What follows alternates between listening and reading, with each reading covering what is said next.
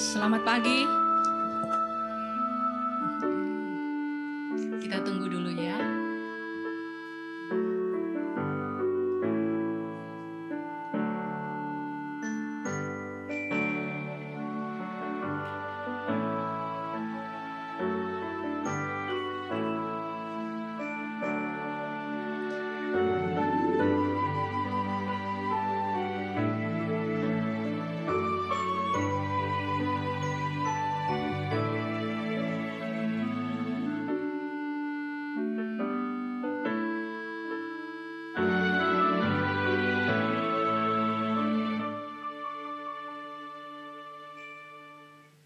Shalom, selamat pagi Bapak Ibu. Ya, Bapak Ibu yang ada di ruangan ini maupun dimanapun, di rumah atau dimanapun secara online, kita akan mengadakan persekutuan pada pagi ini. Namun sebelumnya kami mohon untuk Bapak Ibu boleh men-silent atau mematikan HP-nya ya, agar jalannya ibadah persekutuan kali ini boleh berjalan dengan baik. Bapak Ibu, kita mau menyiapkan hati dan pikiran kita terlebih dahulu dengan bersaat teduh.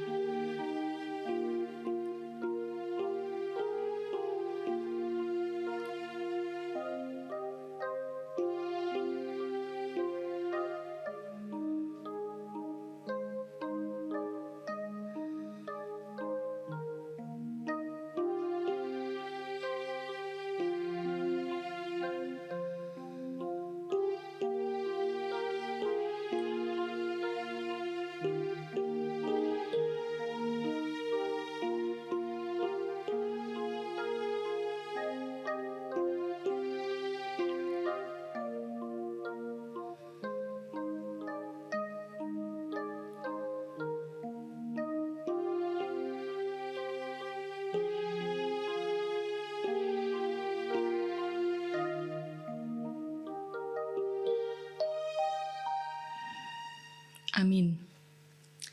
Bapak Ibu, selamat pagi kembali.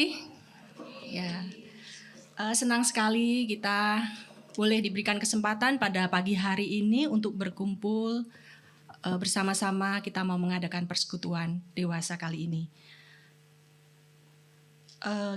Kita diajak menghayati tema menjadi terang di saat krisis, tanggung jawab iman di tengah krisis iklim dan energi.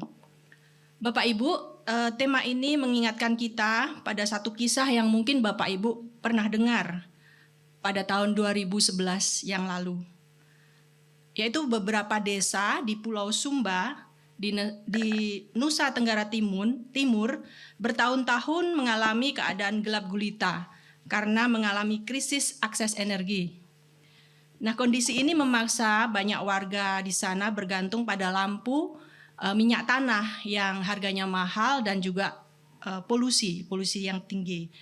Nah, melihat kondisi ini, seorang pendeta bernama Robert Ramone bersama tokoh lokal menolak untuk tinggal diam.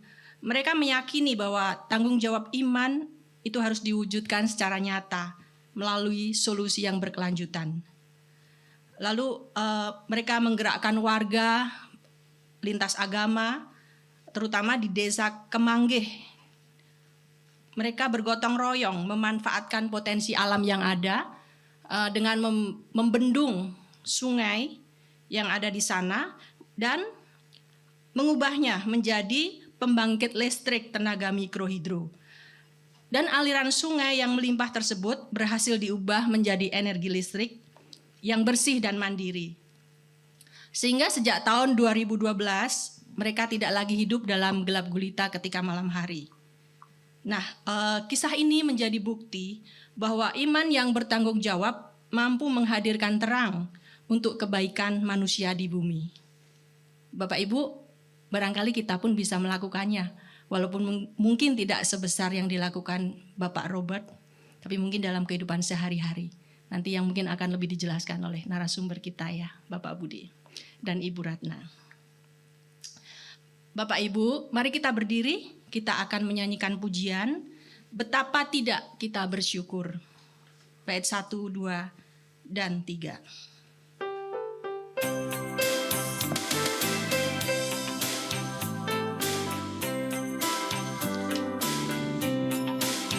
Betapa tidak kita bersyukur, bertanah air kaya dan subur, lautnya luas, gunungnya megah, menghijau padang, bukit dan lembah.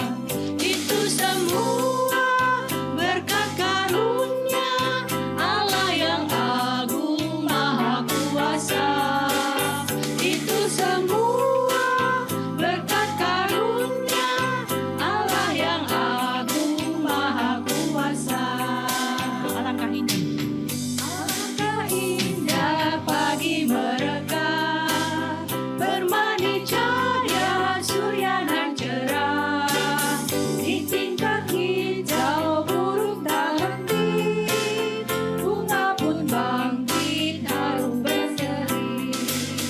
Itu semua berkat karunia Allah yang agung maha kuasa. Itu semua berkat karunia Allah yang agung maha kuasa. Bumi yang cerah, langitnya cerah, bertarung alam warna cemerlang, indah pelita, damai dan teduh, bersada kita jaya dan teguh. Itu semua berkat karunia Allah yang agung maha kuasa.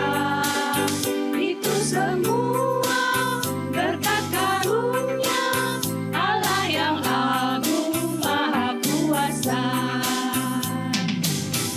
Silakan duduk Bapak Ibu. Mari kita berdoa. Segala puji, hormat, dan syukur kami naikkan ke hadirat-Mu ya Tuhan.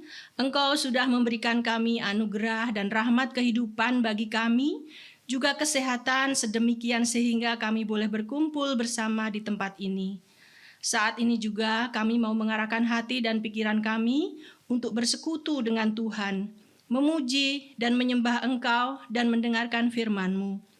Biarlah setiap firman yang ditaburkan boleh menguatkan kami dalam setiap pergumulan hidup kami, baik dalam kehidupan pribadi lepas pribadi, dalam keluarga, dalam kehidupan di tengah masyarakat, bangsa dan negara, dan juga situasi dunia sekarang ini.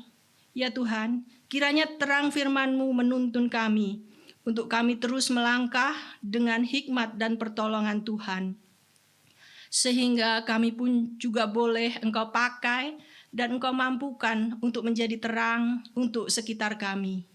Kami mohon berkat dan penyertaan-Mu dalam persekutuan ini ya Tuhan, dari awal sampai akhir. Di dalam nama Tuhan Yesus Kristus, doa ini kami panjatkan. Amin.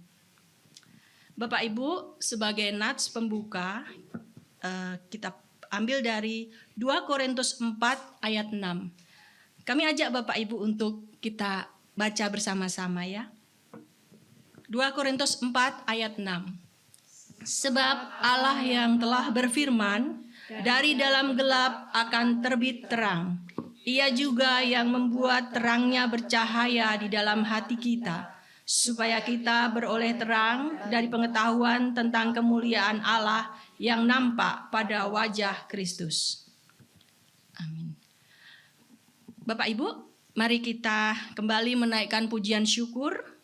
Sebelum firman akan dilayankan oleh Ibu Ratna, kita menyanyi dari KJ 424, Yesus menginginkan daku, ayat 1, 2, 3.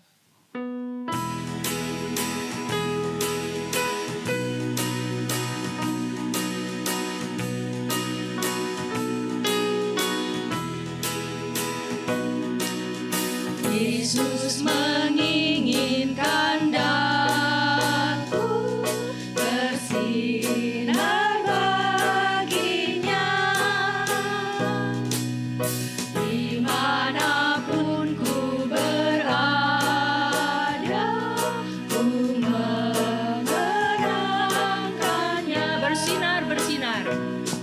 Bersinar, bersinar,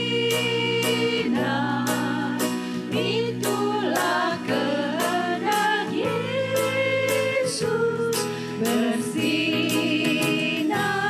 bersinar, aku bersinar. Yesus menginginkan daku. Yesus menginginkan daku menolong orang lain, manis dan sopan selalu ketika ku bermain. Bersinar, bersinar, itulah kehendak Yesus. Bersinar, bersinar, aku Mohon Yesus menolong menjaga hatiku. Mohon Yesus menolong menjaga hatiku agar bersih dan bersinar meniru Tuhanku. Bersinar, bersinar, itulah kehendak Yesus. Bersinar, bersinar, aku bersinar terus.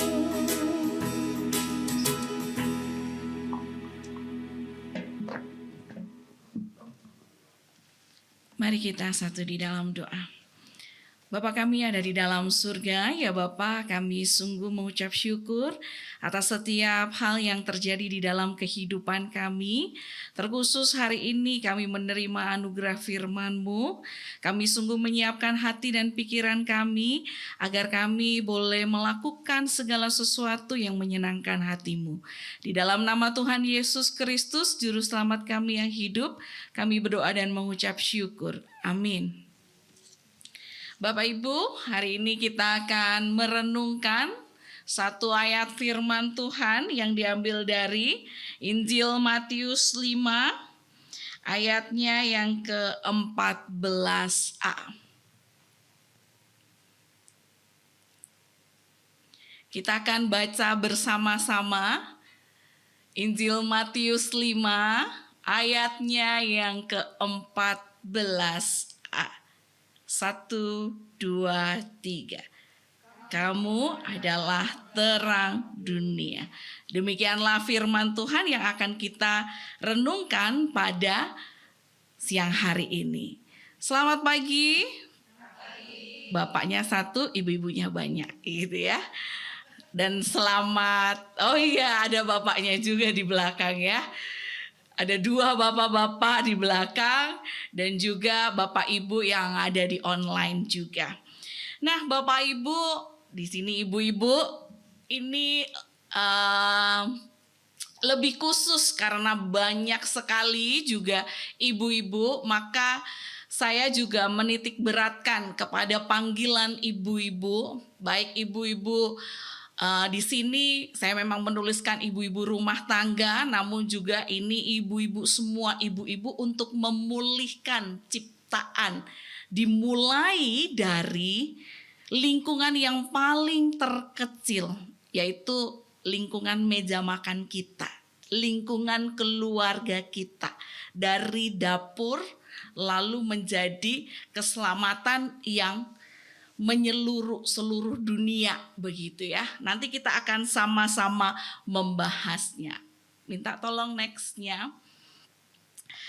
Bapak Ibu, krisis itu sekarang sedang di depan mata kita, gitu ya, di depan pintu rumah kita. Krisis lingkungan bukan lagi sekedar berita di TV yang jauh sekali dari kehidupan kita. banjir, cuaca ekstrim, tumpukan sampah bukan hanya ada di luar jangkauan kita. Baru-baru ini juga Tangerang banyak sekali tumpukan sampah sehingga ketika lewat begitu ya, kita sudah bisa menciumnya. Atau mungkin dari lingkungan sekitar kita, kita pun juga ini kok begitu banyak sampah begitu ya. Lalu kita, itu salah tukang sampah yang nggak ngambil. Padahal banyak faktornya karena begitu bertonton sampah yang setiap hari ada begitu ya. Hari ini dibuang, besok beberapa ton nanti juga akan dibahas. Sudah ada lagi begitu ya. Dan akhirnya ini dampaknya kita juga udara yang kita hirup, udara yang anak-anak kita hirup, setiap harinya, setiap tarikan nafasnya, sangat-sangat berpengaruh dalam kehidupan kita. Jadi krisis bukan sesuatu hal yang ada jauh, tetapi sudah ada di dalam kehidupan kita, mempengaruhi kehidupan kita. Lalu apa yang bisa kita lakukan sebagai orang percaya, sebagai anak Kristus, sebagai orang-orang yang Tuhan tempatkan di tengah dunia?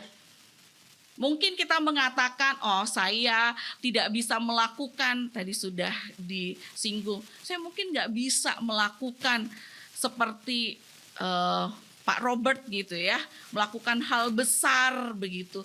Tetapi kita sebagai ibu rumah tangga pun gitu ya, yang kelihatannya nggak ada kerjaan padahal 24 jam non-stop begitu ya. Ini bukan nggak ada kerjaan, kerjaannya full 24 jam dalam sehari. Kita memang bukan aktivis lingkungan, bukan pemimpin besar, tetapi terima kasih Kak. Tetapi kita bisa melakukan, kalau Bunda Teresa mengatakan, ketika kita nggak bisa melakukan hal yang besar, lakukanlah hal yang kecil dengan hati yang besar, gitu ya. Ibu Teresa mengatakan hal itu. Next, minta tolong. Mungkin dunia mengatakan tunggu kamu sampai punya posisi, tetapi firman Tuhan mengatakan dengan jelas, firman Tuhan hari ini juga mengatakan dengan jelas, Yesus berkata, kamu kalau di sini adalah terang dunia. Adalah terang dunia itu bukan menjadi, bukan belum menjadi gitu ya, atau proses menjadi, tetapi sudah menjadi terang. Yesus berkata kita sudah menjadi terang. Ketika kita sudah menjadi terang, berarti harusnya fungsinya otomatis juga dilakukan seketika itu. Berdampak. Bukan dari kegelapan menjadi terang, enggak. Tetapi sudah menjadi terang dan harus berdampak kepada sekitar. Kamu adalah terang di sini bukan kepada orang-orang yang aktivis, bukan pada orang-orang yang punya posisi besar, enggak. Semua pengikut Tuhan, semua anak-anak Tuhan, murid-murid Tuhan yang mengaku percaya Yesus Kristus Juru Selamat, Dia adalah terang. Gitu ya. Lalu dikatakan terang harusnya bersinar besar, berisik, terkenal, begitu ya, fenomenal. Enggak. Terang cukup menyala dengan setia di tempatnya. Jadi firman Tuhan mengatakan cukup menyala dengan setia di tempat di mana kita berada, dimanapun itu. Kita yang ada di rumah, menyalalah di rumah. Yang ada di lingkungan kerja, menyalalah di lingkungan kerja. Dimanapun kita ditempatkan, kita diminta untuk berdampak. Tugas harianmu di rumah tidak berdampak pada dunia, itu kata dunia. Tapi firman Tuhan menegaskan Tuhan tidak pernah salah pilih. Identitas kita adalah terang, bukan sekedar target di masa depan. Nanti enggak, tapi berdampak mulai sekarang. Di lingkungan sekecil apapun kita ditempatkan, di situ kita berguna. Maka firman Tuhan, apapun yang kamu lakukan, baik itu makan, baik itu minum, lakukanlah untuk Tuhan. Makan, minum, itu kan keseharian kita. Lingkungan yang paling kecil kita. Tapi lakukan itu untuk kemuliaan nama Tuhan. Sekarang jadilah terang, gitu ya. Next. Jadi menjaga lingkungan itu adalah ibadah pertama manusia. Kalau kita lihat waktu kita diciptakan, Tuhan mengatakan usahakanlah, peliharalah. Itu sudah mandat yang pertama yang diterima kita. Itu ya, menjaga lingkungan. Itu adalah mandat pertama. Hukum-hukum Taurat yang lain, banyak aturan-aturan di gereja kita. Nggak pernah hilang. Menjaga lingkungan adalah ibadah kita. Bukan hanya berdoa memang ibadah, begitu ya. Tetapi segala sesuatu juga harus dinyatakan. Iman tanpa perbuatan adalah mati, sia-sia. Gitu ya. Harus ada hal yang kita lakukan. Contoh kecil.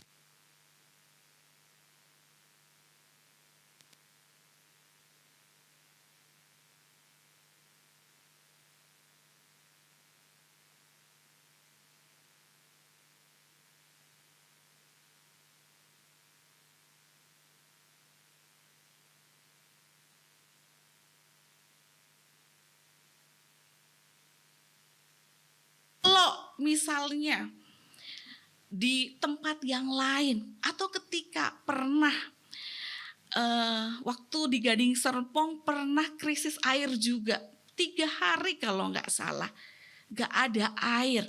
Waktu itu juga pernah krisis mati listrik yang itu tahun berapa ya, 2019 kalau nggak salah, yang ada kabel yang putus lalu kita lama sekali nggak ada listrik. Jadi nggak usah perlu jauh-jauh, itu air sangat berharga, itu penerangan sangat berharga, begitu ya. Berarti kan mematikan keran air ini punya dampak yang luar biasa. Menghemat, menggunakan dengan bijak, gitu ya. Atau mungkin yang sekarang sudah kita lakukan, membawa tas kain belanja, begitu ya. Itu juga merupakan ibadah kita. Seringkali selain plastik mahal gitu ya, karena plastik mahal gitu ya. Ya baiklah, ketika kita menghemat, saya juga berusaha menghemat begitu ya. Ketika orang misalnya penjual ngasih begitu, saya bilang katakan saya kembalikan gitu. Saya kembalikan lagi, saya cukup, saya punya tempat gitu. Itu sesuatu hal kecil tetapi punya dampak luar biasa. Saya bayangkan kalau saya melakukan satu orang nggak pakai plastik 1 hari begitu ya. Lalu teman-teman saya di sini, ibu-ibu begitu, melakukan juga. Berarti sudah menghemat berapa plastik dalam sehari. Dan saya nggak membayangkan kalau ibu-ibu juga mempengaruhi keluarga dan keluarga mempengaruhi teman-teman. Wah, teman-teman saya banyak yang menghemat plastik 1 hari ini. Itu ya. Jadi punya dampak yang luar biasa. Bukan hanya diri kita. Saya mempengaruhi ibu-ibu, ibu-ibu mempengaruhi anak-anak, anak-anak mempengaruhi teman-temannya, lalu bapak-bapak juga mempengaruhi teman-temannya, akhirnya semua orang juga punya kesadaran yang sama. Atau tumbler begitu ya. Dan lain sebagainya. Kalau 1 hari kita bisa tidak membuang sampah gitu ya, itu kan berarti luar biasa perubahan besar yang terjadi. Jadi mengajarkan anak membuang sampah pada tempatnya adalah khotbah yang luar biasa.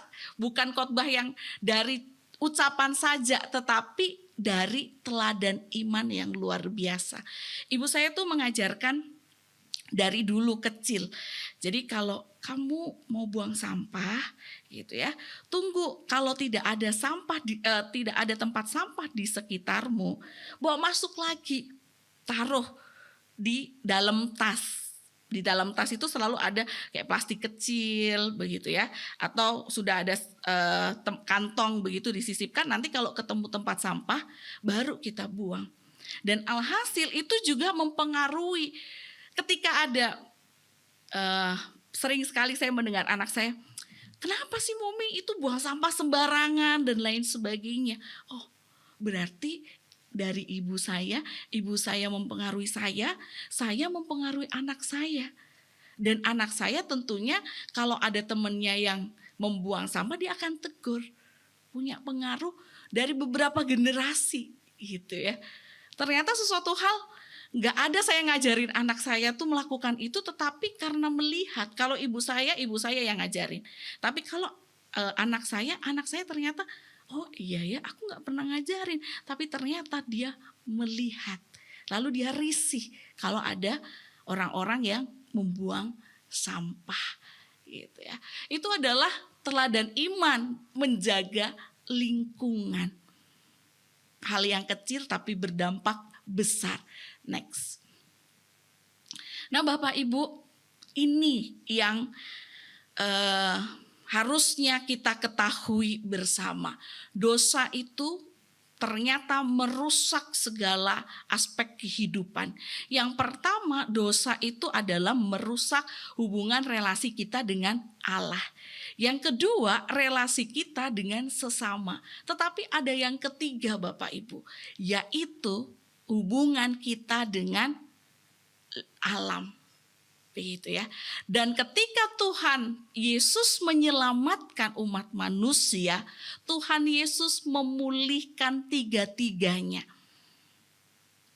Hubungan kita dengan Allah, gitu ya. Kalau kita lihat Allah dan manusia itu bisa pulih karena Tuhan. Lalu hubungan manusia dengan sesamanya harusnya mengalami pemulihan. Tetapi kita lihat bahwa salib itu tidak menggantung, ibu-ibu, bapak ibu. Salib itu tidak melayang. Karya Kristus menebus dan memulihkan seluruh bumi. Karena salib itu tertancap di tanah. Jadi alam ciptaan juga harusnya pulih, gitu ya. Tidak peduli pada ciptaan, misalnya seperti membuang sampah sembarangan, berarti tidak peduli pada pekerjaan pemulihan Allah. Kita adalah mitra pemulihan Allah. Berarti sebenarnya kejahatan yang besar. Kalau kita katakan, halah cuman buang sampah. Tapi ternyata enggak, bukan sekedar membuang sampah. Membuang sampah apa sih dosanya? Enggak ada. Tapi kita lihat ternyata mempengaruhi dan berdosa besar sekali gitu ya. Tidak peduli kepada alam, itu berarti tidak peduli juga sama beratnya dengan tidak peduli pada sesama. Tidak peduli pada sesama dan alam berarti tidak peduli kepada Allah. Serem gitu ya. Next. Jadi 3 lingkaran terang seorang ibu gitu ya. Kita belajar dari Maria ibu Yesus tidak menyelamatkan dunia dengan khotbah besar, tetapi dengan ketaatan kecil di Nazaret. Pengaruh besar dimulai dari hal kecil. Mulai dari dapur, ruang tamu, dari rumah. Lalu lebih besar lagi ke keluarga besar, lebih besar lagi ke gereja dan masyarakat, dan lebih besar lagi adalah ketika kita mempengaruhi anak kita, berarti di masa depan pun juga akhirnya terpengaruh juga. Jadi besar dampaknya ke seluruh kehidupan itu ya, baik sekarang maupun masa depan. Next. Jadi ini langkah-langkah yang ibu-ibu pasti sudah lakukan juga. Kita juga pernah mengadakan pelatihan ekoenzim. Kita pernah mengadakan pelatihan mengubah minyak jelantah menjadi lilin, begitu ya. Banyak pelatihan ataupun juga mendaur ulang sampah-sampah plastik, begitu ya. Ini Bapak Ibu, terutama ibu-ibu juga pasti sudah bisa.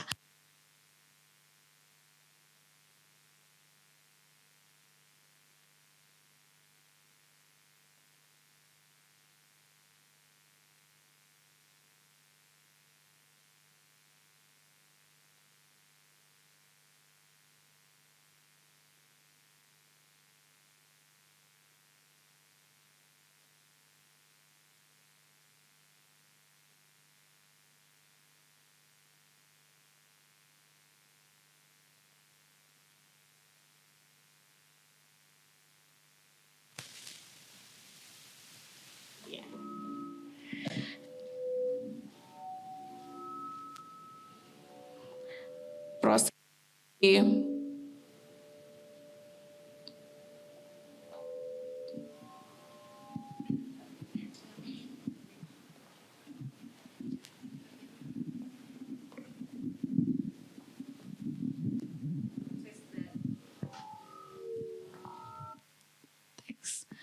Jadi proses dari, kalau kita lihat makanan di depan kita itu juga melalui proses yang begitu panjang, begitu ya.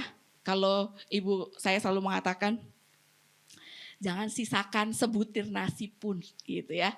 Ayam bisa nangis, tapi bukan lebih daripada ayam nangis, begitu ya. Tetapi bagaimana kita bisa mensyukuri satu butir nasi, gitu ya. Benar-benar bersyukur, menikmati setiap suapan yang masuk dalam tubuh. Maka betul sekali firman Tuhan, apapun yang kita lakukan, baik itu makan, minum, lakukanlah untuk Tuhan. Mengucap syukurlah untuk segala sesuatu. Gitu ya. Kita budayakan rutinitas untuk saling gotong royong, membersihkan. Membersihkan itu suatu tanggung jawab kita bersama-sama dengan keluarga, gitu ya. Menanam itu menumbuhkan rasa bahwa aku punya kepedulian dengan menanam tanaman, dengan membersihkan, gitu ya. Mulai dari hal yang kecil tetapi bisa menumbuhkan rasa kepedulian yang luar biasa. Next. Nah, setelah selesai di rumah, tentu pasti akan berdampak kepada gereja, publik, dan pasti juga ada di dalam lingkungan masyarakat. Next. Seorang ibu bisa mengubah budaya lingkungan dalam satu generasi. Kegelapan, krisis lingkungan tidak akan pernah bisa memadamkan lilin kecil yang terjadi. Sebaliknya, nyala kita menerangi sekeliling. Maka terang Kristen kecil ku punya, ku biarkan menyala. Terang Kristen kecil ku punya, ku biarkan menyala. Mari ibu-ibu, bapak ibu, pulanglah bawa api kecil ini dan nyalakanlah, mulailah dari lingkungan terkecil di mana kita ditempatkan. Bangkitlah menjadi terang bagi bumi yang Tuhan percayakan. Tuhan Yesus memberkati.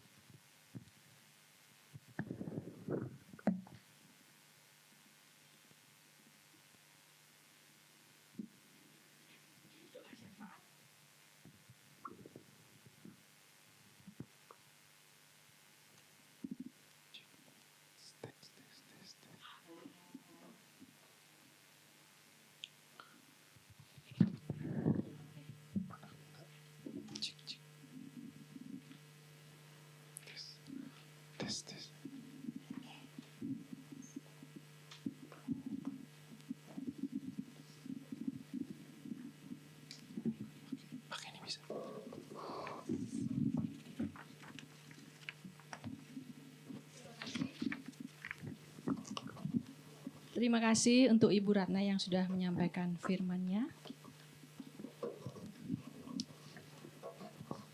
Kiranya apa yang sudah disampaikan tadi menjadi berkat buat kita ya. Jadi kita bisa melakukan apa yang tadi sudah disampaikan. Bapak Ibu, kita akan menyanyikan dari KJ 432 bait 1 dan 2. Jika padaku ditanyakan.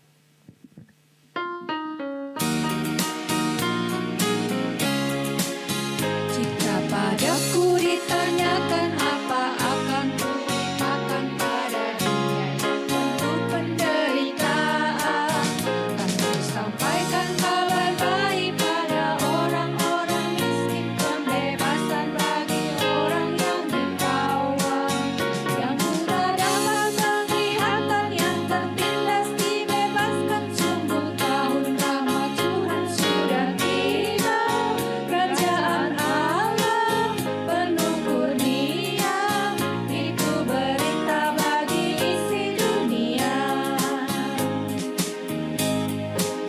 Jika padaku ditanyakan apa akan ku sampaikan pada dunia yang penuh dengan cobaan, aku bersaksi dengan kata tapi juga dengan karya, menyampaikan kasih Allah yang sejati. Telah tersedia bagi kita pengampunan dan anugerah keselamatan dalam Kristus puteranya.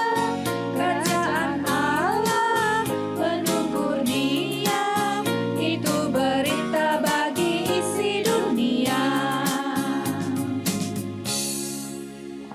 Kita akan lanjut dengan seminar yang akan dibawakan oleh Bapak Budi. Silakan Bapak.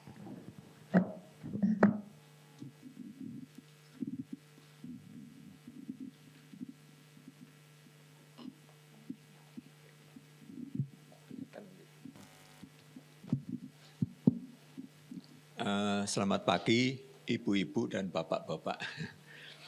Shalom. Ya, saya akan sharing ya pengetahuan mengenai lingkungan hidup ya, karena saya sehari-hari tadi ininya mana tadi ya? Oh ya. Saya sehari-hari, nama saya Budianto Chandra, saya akan membawakan presentasi menjadi terang di saat krisis. Terima kasih Bu Ratna tadi sudah dibantu presentasi saya. Presentasinya sudah dibantu sama Bu Ratna tadi, udah. Jadi saya semakin mudah beban saya. Nama saya Budianto Chandra, istri saya Velina Linggawati. Jadi saya dosen tetap di S2 Universitas Tarumanegara jurusan arsitektur. Kemudian saya juga sebagai tenaga ahli dan dalam bangunan gedung hijau. Proyek-proyek saya banyak mulai dari gedung Kemenseknek di IKN, gedung-gedung perkuliahan baru di UGM. Kalau ibu lulusan dari UGM itu sekarang UGM banyak gedung-gedung baru, semua gedungnya banyak yang saya tanganin. Kemudian juga Pertamina banyak sekali yang saya tanganin. Kemudian dan lain-lain ya. Jadi kita membahas mengenai perubahan iklim. Perubahan iklim itu apa? Sebetulnya perubahan iklim itu adalah perubahan yang sangat signifikan dalam waktu yang panjang. Perubahan apa? Perubahan iklim. Kalau kita tahu iklim itu adalah suatu pola cuaca ya, kondisi cuaca secara rata-rata dalam satu periode tertentu itu mengalami perubahan yang sangat besar. Akibat dari apa? Karena itu akibat dari aktivitas manusia, yaitu seperti pemakaian bahan bakar fosil. Kita tahu bahan bakar fosil itu seperti minyak, gas, batu bara yang dipakai oleh manusia itu menyebabkan perubahan iklim ini. Ya, jadi perubahan pola cuaca itu seperti apa? Seperti misalkan perubahan dari temperatur, suhu, kemudian curah hujan, pola angin, dan kemudian juga ada perubahan dari pola-pola cuaca ekstrim. Ya. itu kemudian menyebabkan adanya gas rumah kaca. Ya mungkin ibu-ibu ini agak teori ya, tapi nggak apa-apa. Nanti ibu-ibu bisa menularkan ya ke yang lain. Itu karena ada gas rumah kaca di atmosfer yang menumpuk, berakumulasi, itu yang menyebabkan perubahan iklim. Perubahan iklim itu ada fenomena yang dinamakan pemanasan global, ya, global warming. Ya. Sebetulnya global warming itu apa? Ya, jadi kalau kita bandingkan dengan 1870, ya, waktu revolusi industri kedua, di mana waktu itu ditemukan lampu, itu mengubah kehidupan manusia secara drastis, di mana di situ banyak produksi secara massal, produksi besar besi dan baja, karena sudah ada lampu, itu menyebabkan pemakaian bahan bakar fosil yang nantinya akan menyebabkan perubahan iklim. Kalau hari ini kita buka websitenya NASA, itu udah mungkin suhu bumi sudah 1,28 derajat Celcius. Ini sampai tahun 2100 ini tidak boleh lebih dari 1,5 derajat Celcius. Nanti akan saya jelaskan kenapa kok tidak boleh lebih. Jadi kita hanya punya kesempatan sedikit sekali. Ya.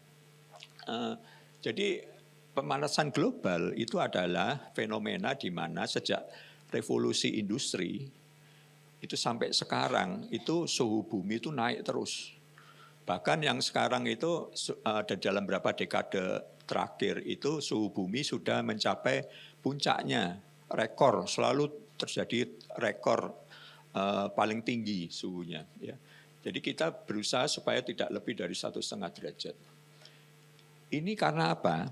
Ya, ini karena adanya gas rumah kaca di atmosfer yang menghalangi sinar matahari yang memanasi bumi, itu tidak bisa terpantul keluar lagi. Akhirnya panasnya itu kembali lagi ke bumi, sehingga ini yang kita sebut efek rumah kaca. Jadi seperti ibu-ibu kalau parkir mobil siang hari jam 2 siang di pinggir jalan, kemudian ibu masuk ke mobil, itu ya seperti itu tuh, ada panas yang terperangkap. Ini terperangkap apa ya? Karena ada gas rumah kaca itu di atmosfer. Ya. Nah, sekarang pertanyaannya gas rumah kaca itu apa aja? Ya, ini ada sebelumnya gas rumah kaca itu asalnya adalah dari pembakaran bahan bakar yang dari fosil, misalkan minyak, gas dan batu bara. Ya, ibu-ibu kalau masak masih pakai kompor yang dulu, yang model lama itu masih pakai gas. Gas itu bahan bakar dari fosil. Tapi jangan lupa kita memakai listrik pun itu kita juga memakai bahan bakar fosil. Kenapa? Karena listrik yang kita pakai dari PLTU.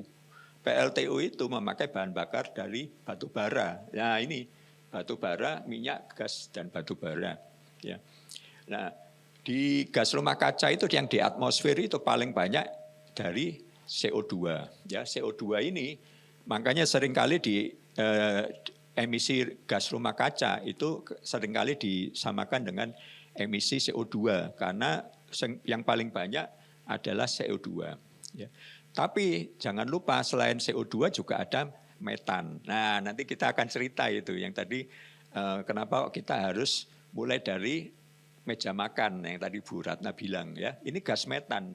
Gas metan itu adalah dari sisa makanan, dari makanan-makanan yang kita buang di sampah itu menjadi gas metan. Ya. Selain untuk dari peternakan ya, sapi itu kalau melengguh itu dia mengeluarkan gas metan. Jadi ini akan menimbulkan, kalau suhunya naik terus itu akan menimbulkan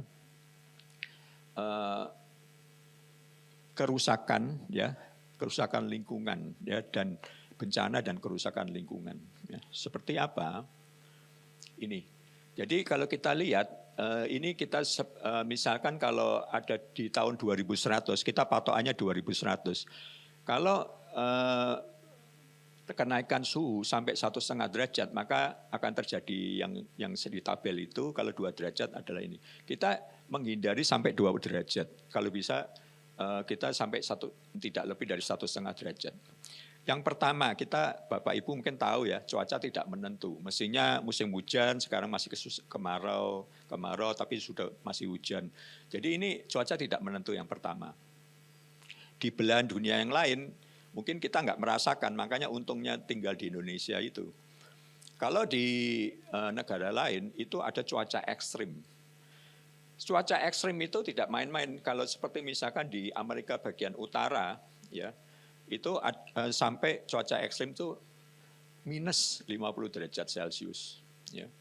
Bahkan kalau di negara bagian lain, seperti di Australia, bagian barat, India, itu malah positif 50 derajat Celcius. Jadi cuaca ekstrim itu memakan ada banyak nyawa, banyak jiwa.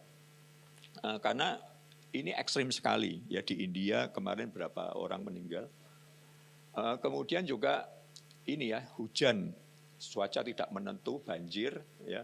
Kemudian juga ada ekosistem yang mungkin dikhawatirkan bisa punah, ya. Contohnya terumbu karang. Terumbu karang ini kalau suhunya naik sampai 2 derajat, maka terumbu karang di dunia bumi ini akan punah. Dan kalau terumbu karang itu punah, maka ekosistem yang di sekitarnya juga ikut terancam. Ya. Jadi kemudian belum lagi nanti permukaan air laut naik, ya, dan lain-lain. Nah ini terlalu teknis, tapi yang saya ingin tekankan bahwa kita mungkin akan bertanya-tanya hubungannya apa ya tadi ya, perubahan iklim dengan kita yang paling besar. Yang paling besar adalah penggunaan listrik. Penggunaan listrik itu karena kita bangunan kita itu sebetulnya hampir 40% itu menyumbang emisi CO2. Ya. Kok bisa? Nah, kita bisa lihat di sini ada yang indirect, ada yang direct. Indirect itu contohnya listrik, ya. Selama di Indonesia itu PLTU-nya masih banyak yang pakai batu bara. Setiap kita pakai listrik itu kita menyumbang emisi CO2, menghasilkan emisi CO2, ya. Kemudian yang direct ya mesti memakai gas. Makanya ibu-ibu kalau memakai kompor sekarang udah ada kompor yang induksi ya, pakai listrik ya, tidak memakai. Nah, bagaimana dengan gereja? Sebetulnya di tahun 2015 Paus Fransiskus yang sudah meninggal itu sudah mengeluarkan ensiklik. Kalau ensiklik itu di Gereja Katolik itu surat terbuka kepada jemaat ya. Namanya Laudato Si. Terpujilah Engkau Tuhanku. Itu dia bilang dalam 2 abad ini kita telah menyakiti dan menyalahgunakan rumah kita bersama, ya. Kita tidak merawat rumah kita. Akibat dari perbuatan manusia, krisis ekologi ini merupakan panggilan untuk pertobatan batin yang mendalam. Ya, ini 2015. Ya jauh sebelum itu Paus Fransiskus sudah mengingatkan. GKI juga sebetulnya tidak mau kalah juga. Saya kebetulan bulan lalu diberikan link sama Ibu Marina untuk ikut seminarnya dari GKI Sinwil Jabar. Dan saya cukup gembira, senang karena di gereja-gereja di GKI Sinwil Jabar itu sudah ada inisiatif, ya, termasuk mungkin juga nanti di GKI Gading Serpong. Kalau di GKI Puri Indah itu ada edukasi lingkungan hidup masuk di dalam kelas katekisasi. Dan juga kalau di GKI Puri Indah ada UP itu unit pelayanan. Kalau di GKI Gading Serpong itu seperti komisi ya. Kalau di GKI Gading Serpong, Puri Indah itu adalah UP Taman dan Peduli Lingkungan, ya sampai begitu. Kemudian juga ada penghijauan. Penghijauannya kalau kita lihat di GKI Puri Indah yang di Permata Buana itu betul-betul hijau, ya. Kemudian dia juga ada pemilahan sampah, ya. Kemudian juga composting, ekoenzim dan lain-lain. Kemudian juga air hujan tidak dibiarkan aja ya, kalau hujan gitu ya. Itu semua lahannya itu ada resapan air sehingga itu juga mengurangi banjir ya. Kemudian resapan air hujan juga dikumpulkan, dipakai ulang ya. Tadi Ibu Ratna tadi menyinggung ya. air itu kita berlimpah, tapi jangan lupa bahwa di dunia ini air itu mungkin hanya sekitar 2-3%. Loh kok bisa? Air yang kita bisa minum atau fresh water itu hanya 2-3, yang lain itu kebanyakan air laut. Ya.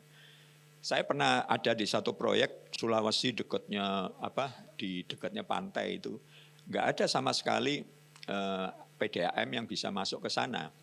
Akhirnya apa? Desalinasi air laut dibuat jadi air tawar. Ya. Jadi betul kata Bu Ratna, bahkan di Jakarta PDAM itu berapa tahun lalu ya, itu hanya bisa mensuplai 40%. Jadi jangan dikira gedung-gedung tinggi di Jakarta itu memakai air 100% dari PDAM, itu banyak sekitar 60%, 70% mereka memakai air recycle. Ya, semua air tidak ada yang dibuang. Air hujan diolah ya, secara sederhana air hujan itu dari atap bisa kita olah, kita pakai cuman carbon filter sama sand filter, itu bisa kita pakai sebagai air bersih. Ya, bahkan kalau di gedung-gedung tinggi air dari STP, kotoran dari toilet segala itu diolah lagi menjadi air bersih. Ya, bukan air bersih untuk kebutuhan sehari-hari, tapi untuk siram tanaman atau flushing. Ya. Kemudian ini juga di GKI Puri Indah juga ada resapan air ya, biopori, lubang biopori. Kemudian juga di tamannya itu ada pucuk merah, sampai dihitung jumlahnya. Pucuk merah ada berapa pohon, tabebuya dan tanaman hias. Kemudian di GKI Bogor Baru mereka mengadakan audit energi. Audit energi, kemudian juga air hujan juga ditada, dipakai lagi.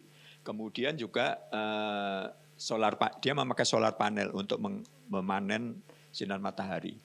Indonesia sebetulnya itu sangat berlimpah sinar matahari dan berlimpah curah hujan. Jadi kenapa kok kita tidak memanfaatkan? Ini GKI Puri Indah ya, minggu lalu ya saya ke sana mau lihat karena penasaran ya, bukan hanya dari seminar, dan betul-betul gerejanya asri sekali ya, tanaman-tanamannya gitu ya, banyak gitu. Kemudian juga ada pucuk merah, kita tahu pucuk merah itu bisa menyerap polusi.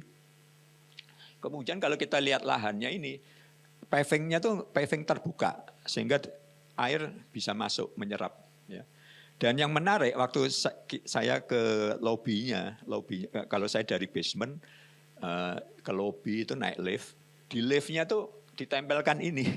Jadi di liftnya tuh ada bagaimana takaran pemakaian ekoenzim. Jadi mereka itu mengolah ya kulit buah-buahan, sayuran itu dicampur gula merah, air, kemudian didiamkan selama berapa minggu atau berapa bulan itu menjadi yang sabun, pembersih lantai dan lain-lain ya. Dan ini produknya ini juga dibagikan ke jemaat. Dan ini di depannya GKI Puri Indah mereka kerjasama Plastik P, itu ada seperti kotak begitu ya. Itu mereka bisa memasukkan plastik, kemudian mendapatkan uang lewat GoPay atau ini ya, kita bisa pakai aplikasi ini. Ini kebetulan waktu saya pergi ke sana sedang libur sehingga mereka plastik-plastiknya dicantolkan di itu ya. Tapi mereka sudah melakukan inisiatif ini. Oke. Nah, kira-kira ini nanti ada pertanyaan tanya jawab di akhir atau bisa langsung tanya? Kalau mau tanya silakan sambil saya minum.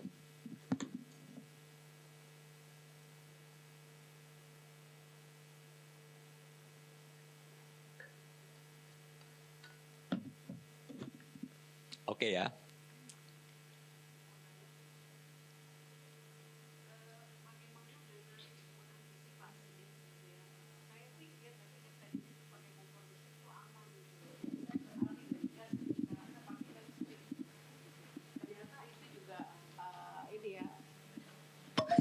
ternyata itu juga tidak aman ya Pak Budi ya. Kalau kita pakai kompor listrik gitu ya. Berarti kita harus beralih ke minyak tanah bagaimana Pak? Atau Ya sama aja, minyak Sama kan juga juga, ya. bahan bakar dari fosil. Sebetulnya selama Indonesia kan sekarang lagi mengurangi karena Indonesia itu sekarang itu terikat sama perjanjian untuk pengurangan dampak perubahan iklim itu Yeah. tahun 2060 negara Indonesia harus menjadi negara yang net zero emission. Yeah. Jadi Indonesia mau nggak mau menuju ke sana, dia mengurangi. Makanya jangan heran dalam berapa tahun ke depan PLTU yang berbahan bakar batu bara itu akan ditutup, diganti pembangkit listrik yang tenaga energi terbarukan. Lah ini di China sepertinya sudah mulai karena saudara saya kan tinggal di Kowloon ya, itu sudah mulai pakai kayu malah. Bagaimana itu? Jadi dia buat seperti kotak gitu, segi 4 gitu, jadi kayu dibakar, di bawahnya dia masak di atas. Ya. Itu gimana itu Pak? Ya intinya kalau kayu itu mungkin enggak ini ya, tapi yang penting jangan batu bara, pakai minyak sama gas gitu ya. Itu menyebabkan emisi CO2. Ya. Masak ya lebih baik pakai listrik ya dibandingkan pakai minyak ya. Pakai gas daripada pakai gas, pakai minyak. Sekarang sih lebih baik pakai listrik ya. Ya nanti saya cerita. Ini nanti ada lagi nih ya, belum. Oke, saya mau lanjutkan ya. Nah ini ya, ibu-ibu kan sudah mulai semangat ya, penasaran ya. Ini penghematan listrik ya. Sebetulnya gini, kita pakai sebetulnya segitiga terbalik ya. Ini memang gambarnya saya buat nggak terbalik. Yang bagus itu segitiganya terbalik. Artinya apa? Bagian segitiga yang paling besar itu yang kita lakukan dulu. Yang paling kecil, yang paling atas itu kalau bisa tidak kita lakukan atau seminimal mungkin ya kita pakai energi fosil itu yang segitiga yang kecil itu ya. Nah, yang paling besar itu yang bawah. Itu sebetulnya kalau kita berpikir bahwa pemakaian listrik itu harus pakai peralatan listrik yang hemat.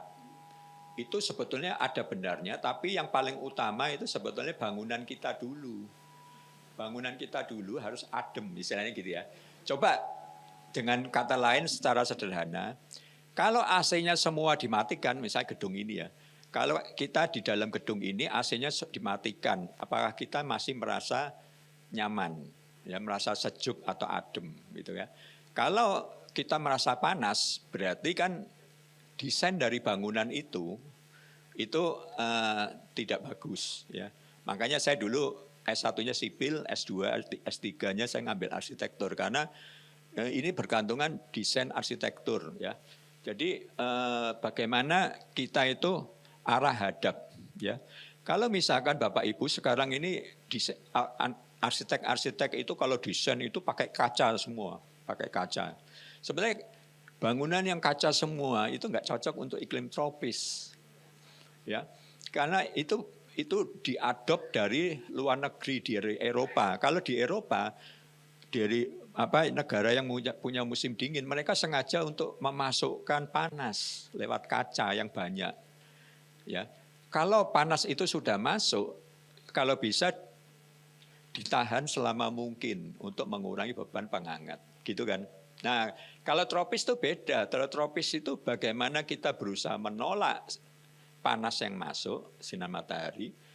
Kalau panas matahari sudah tidak kita bisa tolak, kemudian sudah masuk, bagaimana secepat-cepatnya panas itu kita keluarkan kan gitu. Dengan ventilasi apa gitu ya supaya keluar. Ya, jadi sebetulnya kaca ini jangan berlebih ya. Saya tulis di sini maksimum 30% gitu ya.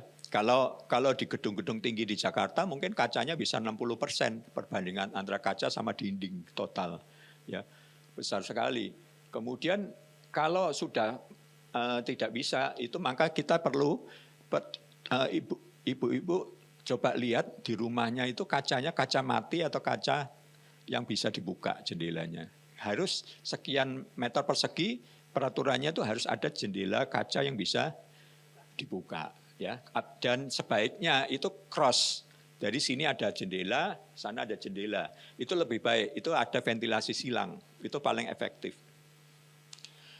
Total luas jendelanya kira-kira 20% dari total lantai. Kira-kira. Kemudian arah hadap rumah. Kalau arah hadap rumahnya sudah terlanjur menghadap barat, ya udah panas kan. Sebaiknya arah panjang bangunan atau yang banyak kacanya itu menghadap utara dan selatan, hindari barat dan timur. Kita ngomong, oh timur itu bagus untuk kesehatan, oke, kalau pagi, tapi kalau sudah jam 10, jam 11 itu panas juga. Saya dulu di Talavera, gedungnya gedung tinggi, kaca semua, saya di lantai 15, itu kalau yang menghadap barat, yang kaca-kaca itu yang deretan meja kerja yang menghadap barat, itu kalau sudah jam 2 siang, itu walaupun di dalam AC-nya nyala, ya, korden-korden sudah diturunkan semua, orangnya juga ikut hilang. Orangnya tidak tahu kemana nyari yang lebih yang adem ya. Jadi panas, ternyata panas sinar matahari kalau sudah masuk susah untuk keluar. Itu yang sebut tadi ya, efek rumah kaca. Panasnya terperangkap di dalam ruangan ya. Oke. Nah itu. Kemudian yang kedua, setelah bangunannya sendiri, desainnya sudah bagus, baru kita memakai AC yang hemat energi, lampu yang hemat energi, rice cooker, mesin cuci, ya. Nah, gimana? Ini teknis ya. Kalau AC yang bagus, efisiensinya COP-nya tinggi, lampu yang bagus, efikasinya tinggi. Gimana, ibu-ibu? Yang penting gini, gampang. Sekarang dari Departemen Energi itu dia bisa ada labelnya. Labelnya bentuknya seperti itu, lingkaran gitu. Hitung bintangnya. Kalau bintangnya 5, wah itu sangat efisien. Jadi ibu beli alat itu, beli AC itu pasti buatnya kecil, bintangnya 5. Jangan beli yang bintangnya 2 gitu ya. Tapi kan ibu-ibu biasanya gini kan, yang dilihat bukan itu ya. Yang dilihat ada diskon atau ada dapat promo ya.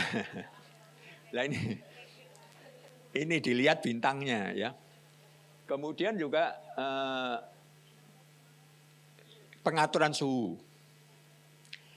Jadi begini, kenapa tadi ada hubungannya? Kenapa panas itu kita hindari? Karena waktu itu panas masuk ke dalam ruangan, panasnya susah untuk keluar ya. Kita tidak bisa mengerti cara kerjanya AC, tetapi di dalam AC itu kalau disuruh menurunkan misalkan suhunya dari 9 derajat sampai 20 derajat, ada 9 derajat yang harus diturunkan. Itu kerja kompresornya berat. Lah waktu kerja kompresornya berat, memakai listriknya banyak. Ya itu hubungannya ya. Jadi jangan yang ada biasa anak-anak kita kalau tidur pakai 18 derajat. Bayangin delta T, perbedaan suhunya yang diturunkan sama AC itu kan besar. Nah itu menimbulkan, padahal di Jakarta kalau Bapak Ibu pernah rasakan dulu di Jakarta sekitar 10-15 tahun yang lalu, kalau kita masuk mal di Jakarta dingin sekali. Sekarang enggak, karena apa? Di Pergub DKI itu harus minimum 25 derajat plus minus 1. Jadi gedung-gedung umum di Jakarta, mal-mal tidak boleh lebih kurang dari 25 derajat. Karena apa? Karena begitu dia turun, maka konsumsi energi listriknya besar. Ya. Kemudian energi terbarukan. Ya, tadi kita di Indonesia berlimpah sinar matahari dan curah hujan. Kenapa sinar matahari kita enggak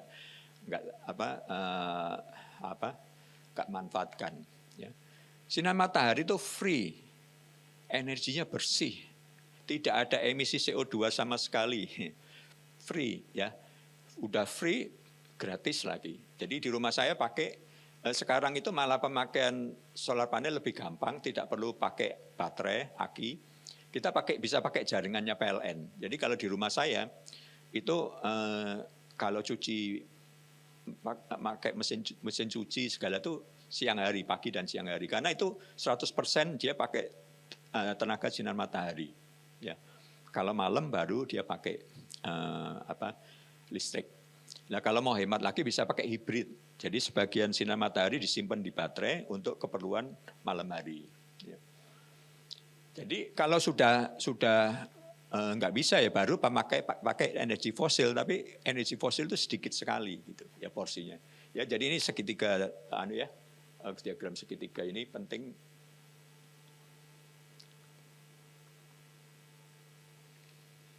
Nggak bisa ya.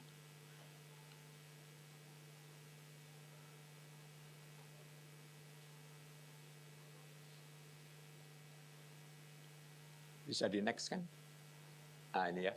Ini jadi fitur-fiturnya yang tadi saya bilang ya, bangunannya sendiri itu sekarang itu sudah kaca semua, tidak ada elemen peneduh. Kalau kita lihat rumah-rumah tradisional itu kan peneduhnya, kanopinya kan panjang-panjang ya. Sekarang rumah-rumah sekarang itu kanopinya pendek, malah nggak ada ya. Padahal sebenarnya untuk iklim tropis itu penting elemen peneduh, kacanya tidak terlalu besar ya, dan kita pakai orientasinya juga menghadap utara selatan ya. Jadi hal-hal seperti ini yang intinya yang perlu diperhatikan di dalam desain rumah. Next. Nah ini pemakaian solar panel ya. Ini kita bisa pakai yang sistem on grid yang tengah itu, karena PLN itu sekarang menyediakan jaringannya itu untuk menyimpan listrik kita. Jadi kayak di rumah saya, kayak setiap bulan tuh saya tagihannya ada pemakaian listrik. Kemudian yang kedua itu berapa yang kita jual, kita transfer ke PLN. Ya karena itu KWH-nya ada, KWH dia bisa nyuplai, bisa narik, bisa beli. Diperhitungkan nanti dikurangkan gitu. Nah ini di sekitar kita, kalau kita lihat di perumahan Vivaldi, ini kalau kita beli rumah sudah ada 4 solar panel gitu ya. Ini di dekatnya Vivaldi sana. Satu klaster itu sekarang banyak rumah-rumah yang sudah pakai solar panel. Oke, sampai di sini silakan kalau ada yang mau tanya.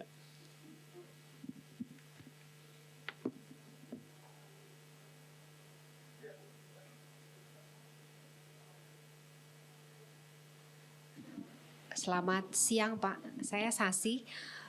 Pak, tadi mendengarkan penjelasan Bapak menarik juga ya, terutama tentang pemilihan rumah. Gitu ya, lokasi dan pemilihan rumah. Kalau saya boleh katakan itu kan lokasi dan pemilihan rumah atau denah itu hanya bisa kita dapatkan ketika kita tidak di lingkungan yang kayak perumahan gitu ya Pak ya. Karena kalau sudah di pengembang kan apa adanya itu ya kita beli itu ya Pak. Nah kalau di desa kayak saya punya juga itu sudah bisa. Nah, yang mau saya tanyakan Pak, ketika kita membeli rumah terutama di daerah tempat pemukiman Pak, kita kan tidak tahu Pak, hanya kotak-kotak gitu kan Pak. Ternyata pengalaman saya ketika setelah jadi, di depan saya itu ada sutet Pak. Nah itu saya tidak tahu Pak, karena waktu beli hanya kotak-kotak aja begitu Pak. Nah jadi secara kayak itu mah sepertinya teori ya harus begini. Nah kenyataannya seperti itu Pak. Nah, ya itu sudah ya Pak. Yang saya tanyakan, ketika saya ada di lokasi itu yang dekat sutet Pak, bahayanya bagi kesehatan dan bagi alat-alat di dalam rumah ya, terutama tentang perlistrikannya itu bagaimana Pak?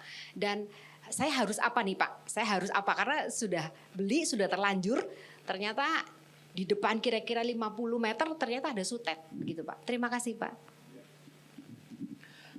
Kalau tegangan tinggi itu ya saya mungkin kurang kurang paham di situ ya.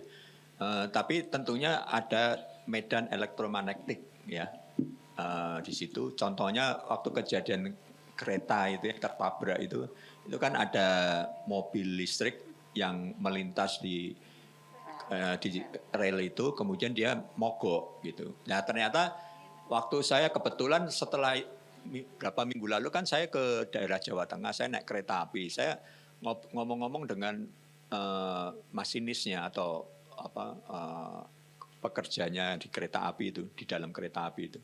Saya tanya, loh Pak, itu yang kalau mogok itu apa hanya mobil listrik? Ternyata mobil biasa pun dia bisa mogok. Karena begitu kereta itu lewat atau akan lewat, itu ada medan listrik gitu ya.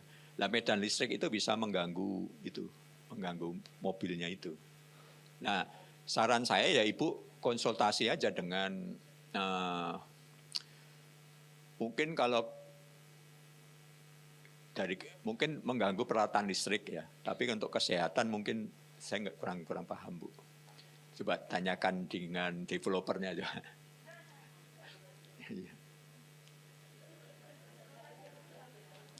Atau pindah rumah Bu. Oke ya, ada lagi yang bertanyakan? Oke, kalau nggak ada sampah ya, sampah, pengelolaan sampah ya. Jadi ada berita yang viral berapa minggu ini, ya toh, viralnya Indonesia juara gitu kan. Tapi ini juaranya juara kedua, tapi juaranya negatif. Juaranya itu penghasil gas metan nomor 2 di dunia. Menghasilkan 7 ton per jam. Coba bayangin ya, Bantar Gebang itu setiap jamnya menghasilkan gas metan 7 ton. Ya. Itu terdeteksi sama satelitnya NASA. Jadi mungkin di NASA itu ada bola bumi dunia itu nanti di Bekasi itu ada tandanya, dia merah gitu ya. Itu dia mengeluarkan gas metan. Ya. Jadi Indonesia juara nih. Nah, ini saya ambil contoh Bantar Gebang. Karena tadi Bu Ratna sudah bilang di Tangerang itu sampahnya sudah mulai penuh. Ada beberapa bulan yang lalu saya ngomong-ngomong dengan konsultan Jepang yang menangani sampahnya BSD. Itu di dekatnya BSD ada perumahan-perumahan yang sudah bau sampah. Dan sekarang di Tangerang itu sudah TPST-nya sudah penuh, sudah banyak yang penuh. Ya. Ini di Bantar Gebang itu sehari itu 8.000, 9.000 ton sampah per hari. Coba bayangin. Ya. Ini sampai begitu ya, truknya sampai mengular begitu. Ini dia bilang katanya tingginya seperti gedung tinggi di Jakarta. Ya. Udah luar biasa. Sehingga ya nanti ini. Nah, sekarang dalam berapa minggu ini selain tadi viral Indonesia juara 2, viral juga berita bahwa di DKI gubernurnya menginstruksikan bahwa sejak 10 Mei sampah tiap RT RW harus dipilah. Nah, nanti di Tangerang juga akan begitu nih. Harus dipilah ya, organik, anorganik, B3 atau yang residu. Dan setiap RT RW harus punya bank sampah, pengelolaan sampah sendiri, mandiri. Dan dia harus melaporkan laporannya ini. Jadi kalau di DKI dia harus melaporkan setiap harinya harus direkod. Ya, pemilahan sampahnya organik sama anorganik bagaimana. Ya.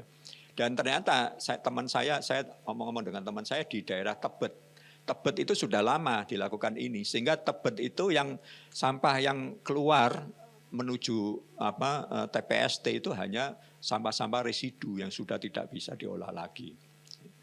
Nah ini nanti di peraturan gubernur itu ini ada perinciannya, ada sampah organik, sampah anorganik ya. Sampah organik itu sampah dapur ya, sampah organik plastik ya, botol plastik dan lain-lain. Kemudian sampah B3 itu yang tentunya kalau sampah B3 ini harus dibawa ke TPST yang terpisah ya. Misalkan contohnya baterai, bolam ya dan lain-lain. Kemudian yang residu itu sudah tidak bisa diolah lagi, itu harus dibawa ke yang tempat khusus ya, seperti RDF plant. RDF plant itu adalah pengolahan dari sampah itu dijadikan kayak briket. Briket itu pengganti untuk energi, untuk pembakaran ya, dikirim ke pabrik-pabrik. Ya.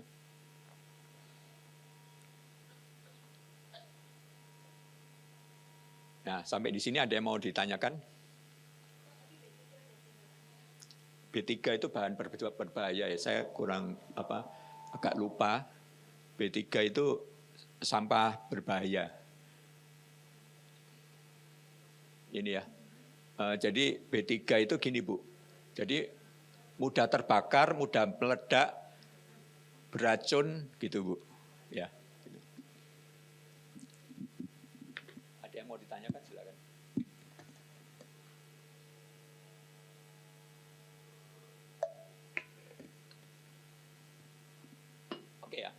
Jadi gini. Nah, ini strateginya. Saya senang pakai segitiga tadi. Kalau energi tadi masih ingat ibu-ibu segitiga juga kan? Tapi segitiganya tadi saya lupa untuk balik. Udah kelanjur pakai notebook LM.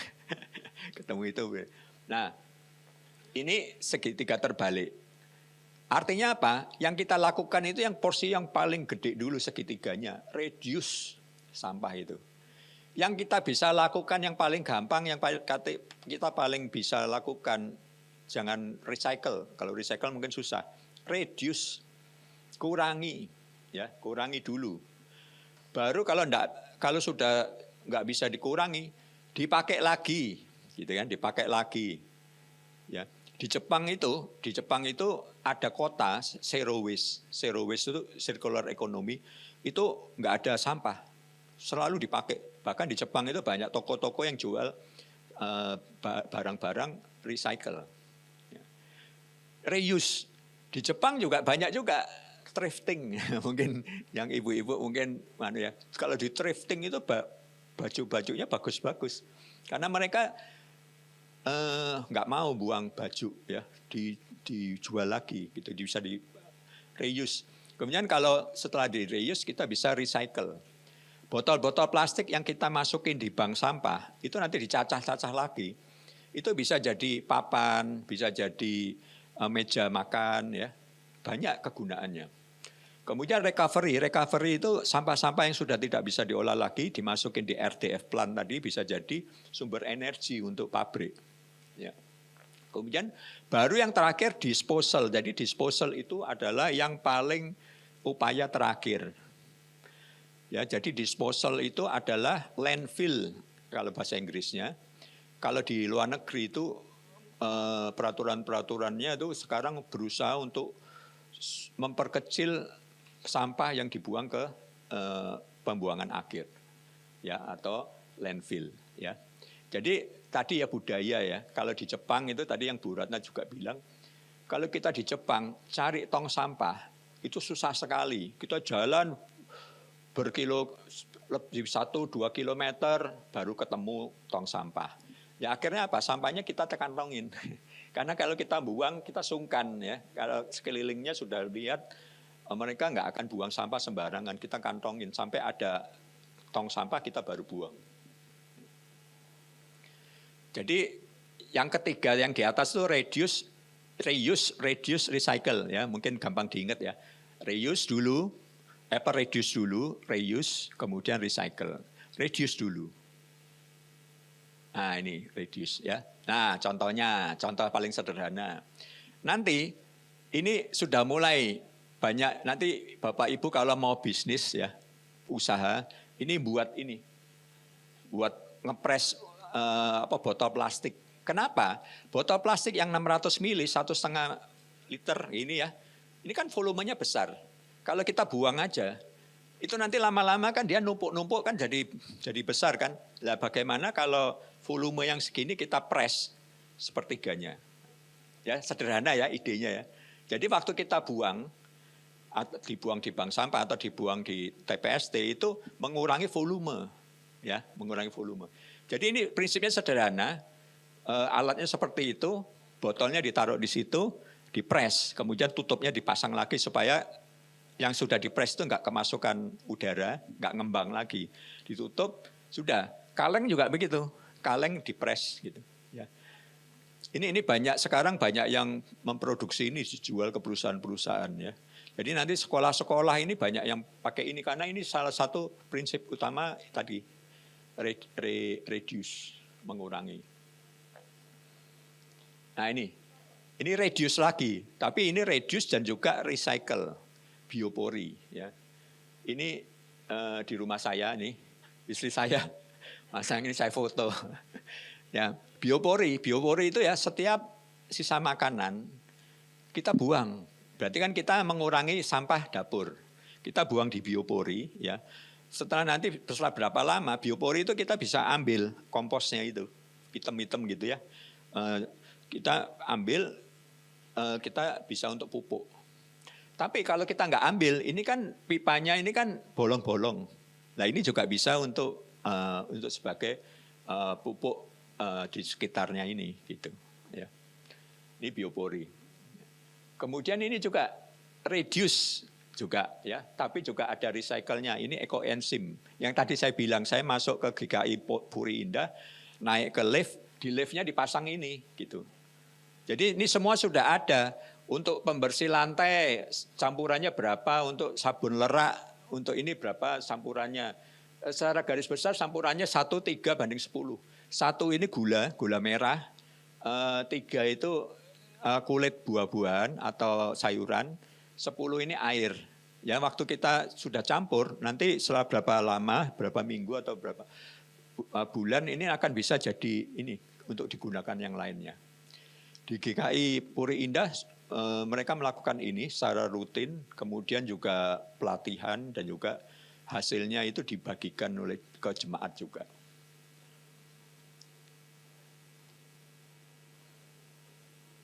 Ada bisa next?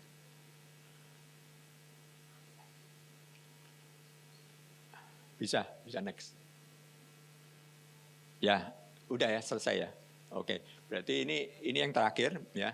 Kira-kira ibu-ibu ini ya, kira-kira bisa menginspirasi ya. Jadi kayak saya juga senang untuk menularkan ya.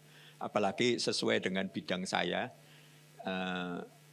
Jadi ini kira-kira dapat menginspirasi ibu-ibu, karena ibu-ibu pengaruhnya kuat ya.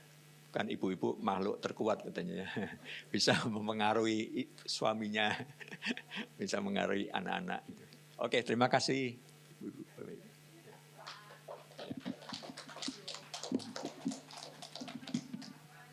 Ya, silakan. Adik. Ya. Lubang-lubangnya itu dibeli di mana ya kira-kira Pak? Oh ya. Oke. Oh bikin Enggak, sendiri. bisa. Tolong dibalikin tadi.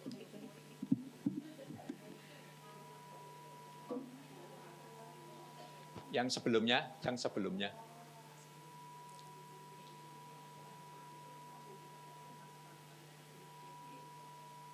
Nah ini ya. Ini saya beli di Tokopedia. Jadi ibu-ibu nggak usah repot. Jadi beli di Tokopedia itu sudah ada peralon segini, 2 meteran gitu. Ini peralonnya sudah ada lubang-lubangnya, sudah ada tutupnya. Tutupnya juga lubang-lubang. Ya. Saya dulu beli 2 di rumah saya, tapi satunya dimasukin tikus. Kemudian ditutup sama istri saya. Jadi ini biopori. Ini di GKI Puri juga banyak dipasang biopori.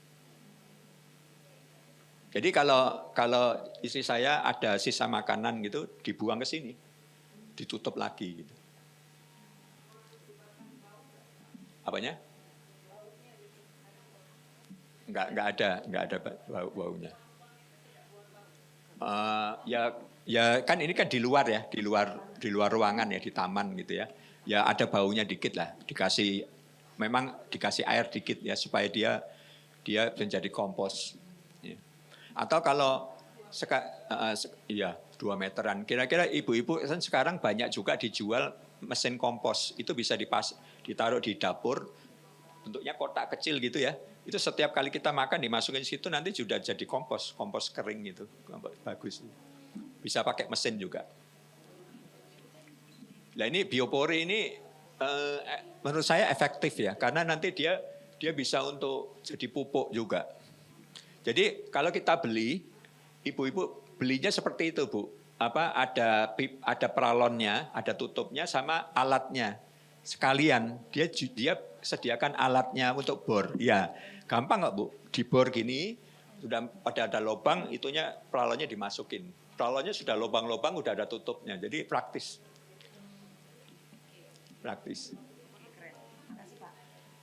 Ya.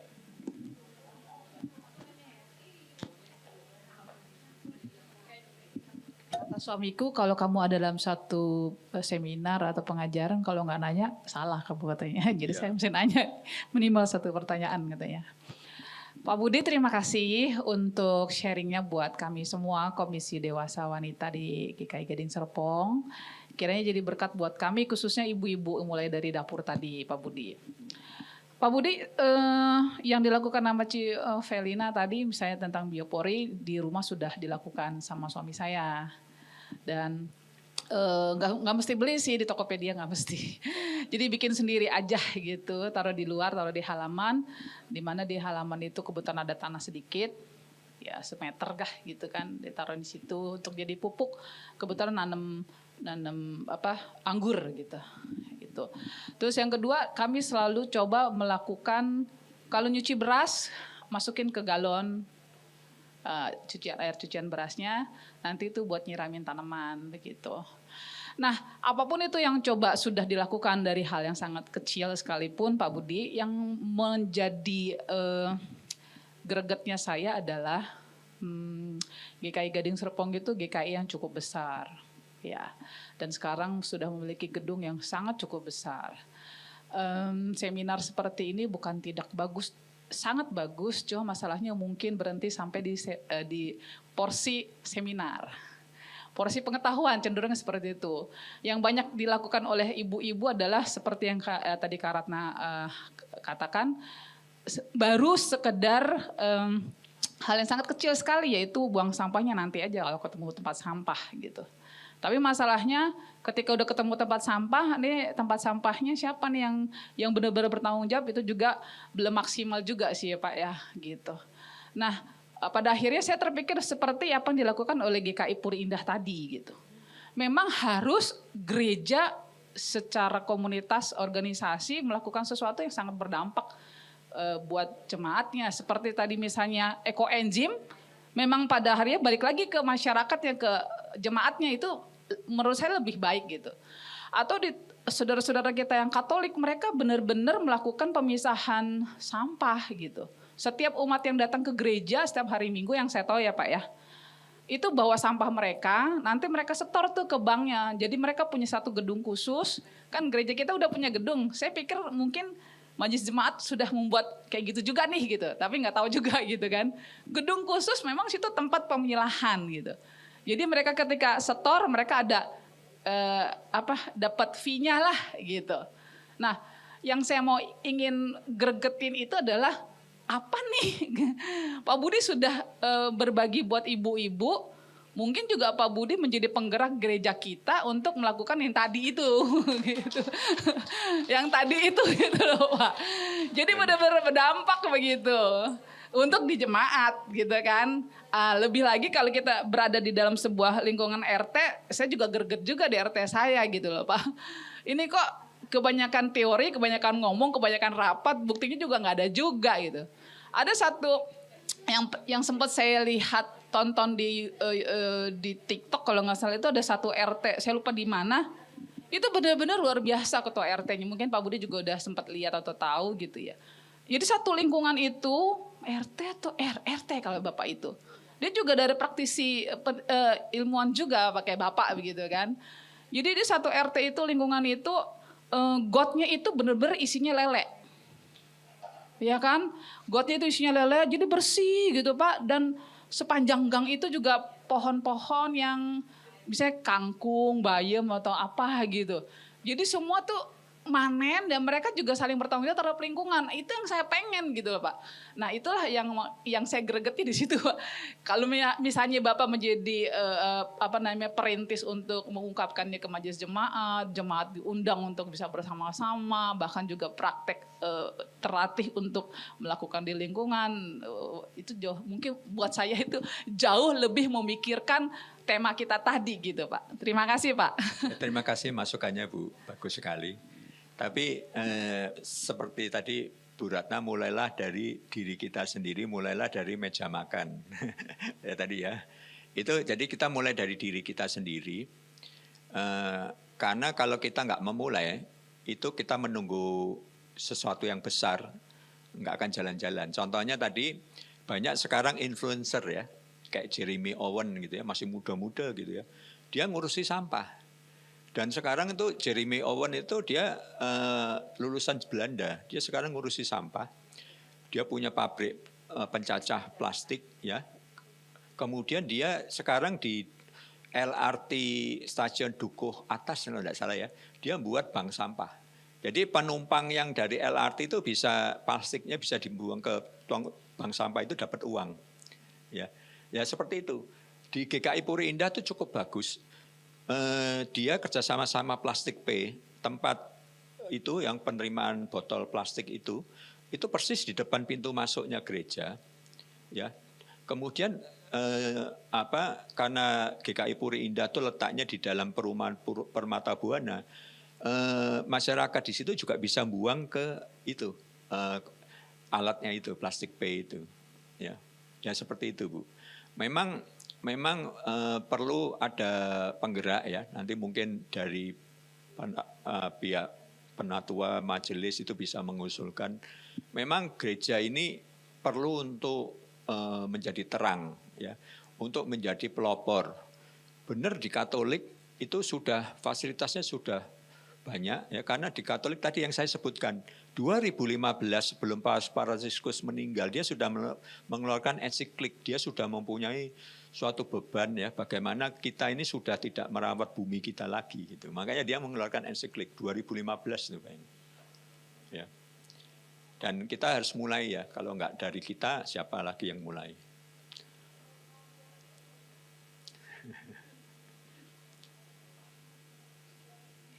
Nanti penggeraknya Bu Ratna.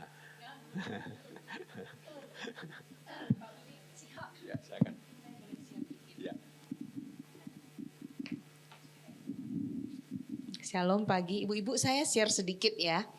Jadi di tempat saya tinggal di Malibu itu sekarang ini, jadi ada kayak bank sampah itu namanya kepul.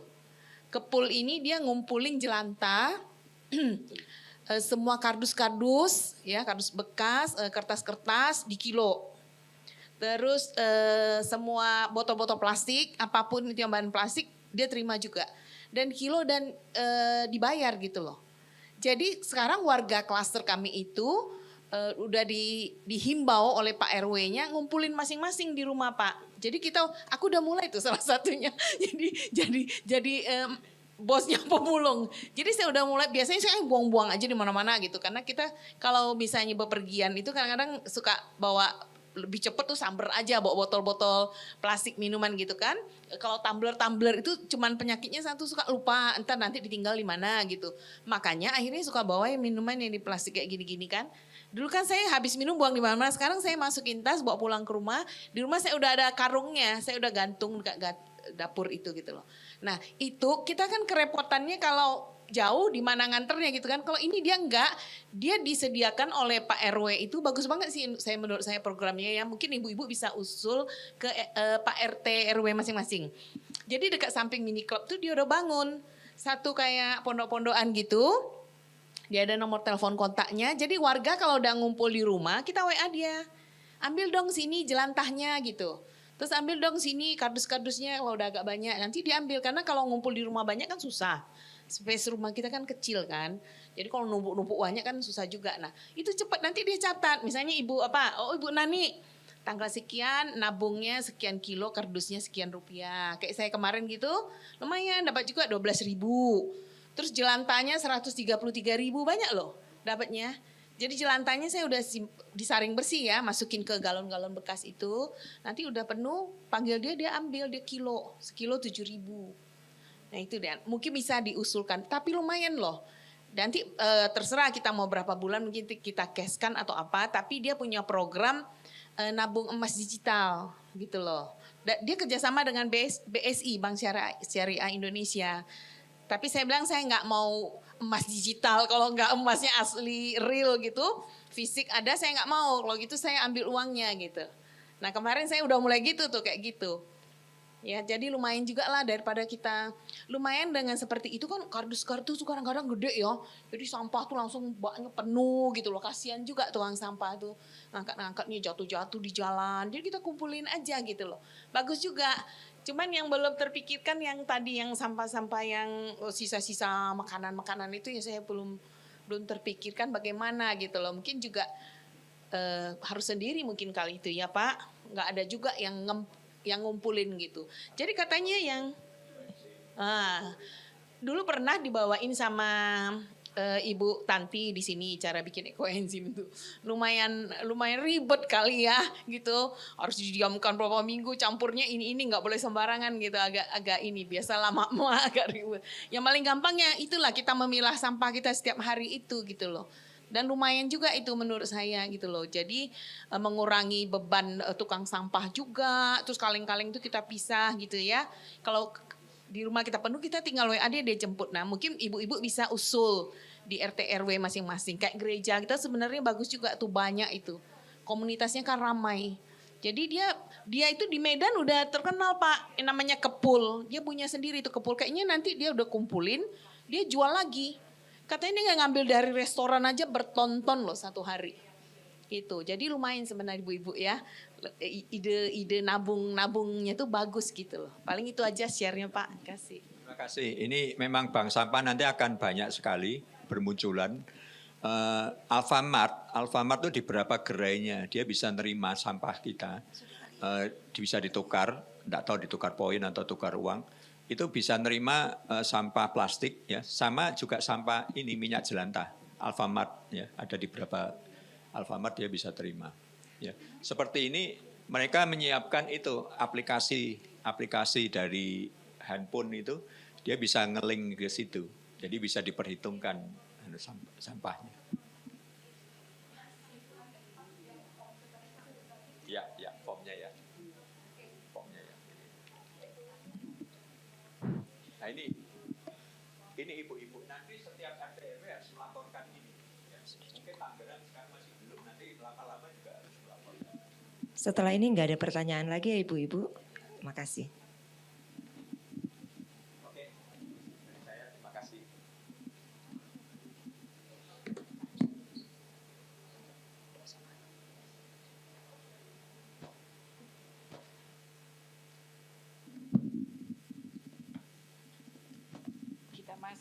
Kita masuk dalam doa syafaat ya ibu-ibu.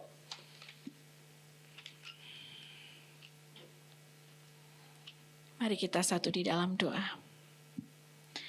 Bapa kami ada di dalam surga, ya Bapa, kami sungguh mengucap syukur. Hari ini kami berlimpah berkat.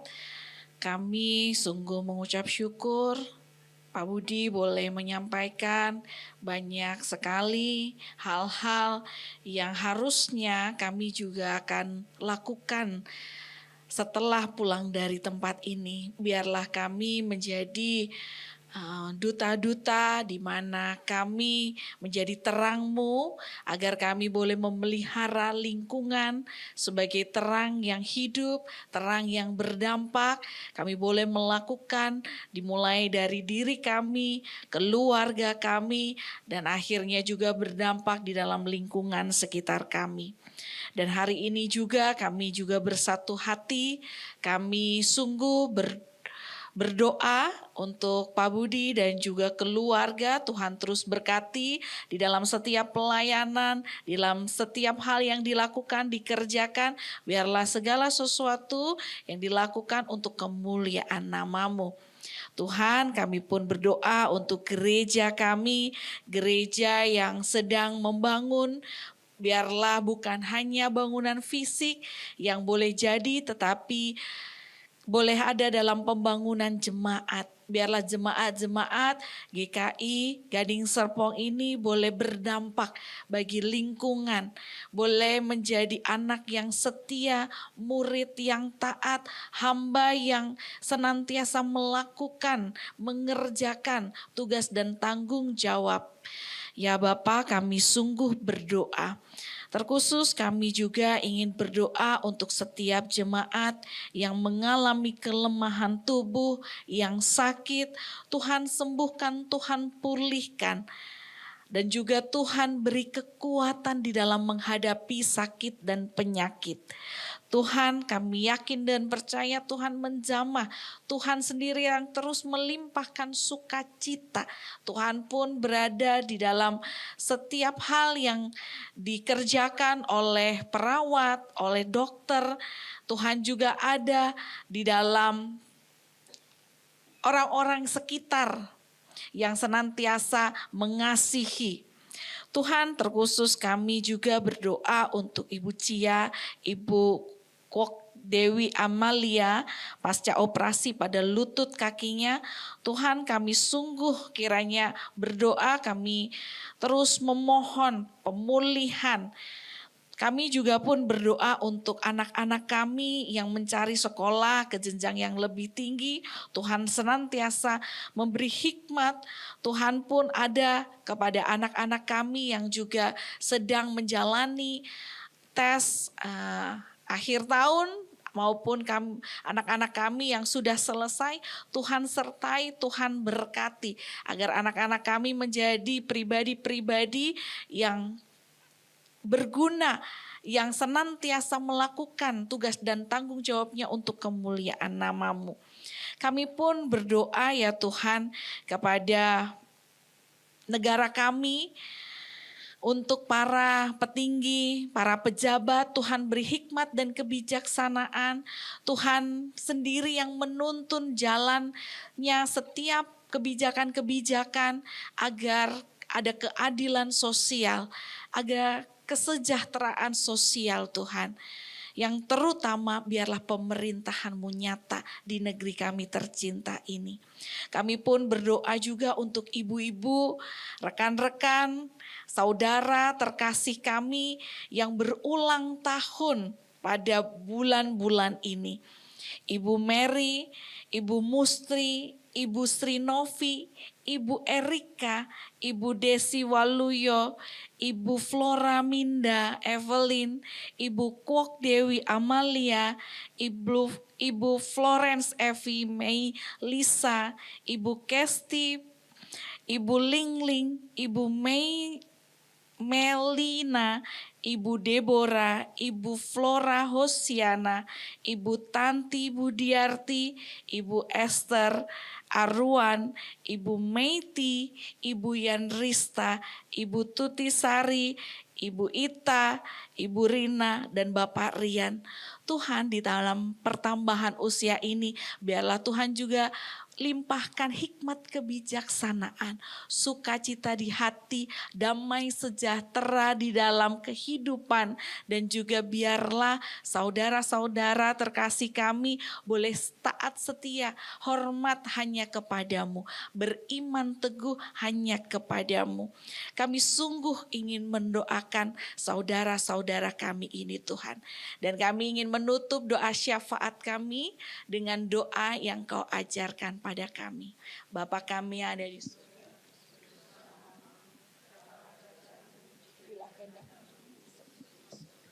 berikanlah kami pada hari ini dan ampunilah kami kesalahan kami, seperti kami juga mengampuni orang yang bersalah kepada kami. Dan janganlah bawa kami dalam pencobaan, tetapi lepaskanlah kami daripada yang jahat.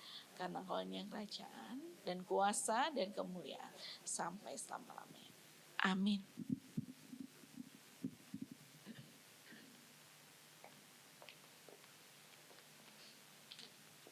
Bapak Ibu diundang untuk bangkit berdiri. Kita diutus untuk menjadi terang di tengah krisis. KJ 426, kita harus membawa berita.